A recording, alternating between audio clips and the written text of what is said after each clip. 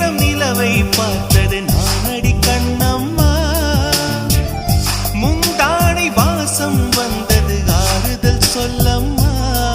விழி கண்டவர் கண்டிட கெஞ்சுது நெஞ்சது கொஞ்சம் நில்லம்மா.